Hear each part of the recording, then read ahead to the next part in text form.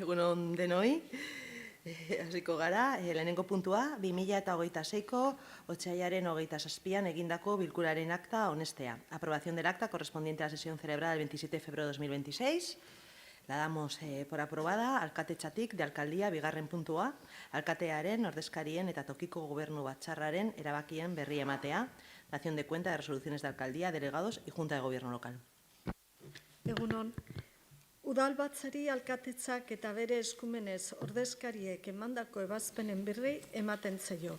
Baita, tokiko gobernu batzarrak hartutako erabakien berri ere. Horiek guztiak dagokien informazio batzordeetara eramanak izan dira. La corporación se da por enterada. Hirugarren puntua, eskaerak eta galderak, ruegos y preguntas. Pues si no hay ningún ruego o pregunta, eskerrik asko denoi, egun pasa, ondo pasa.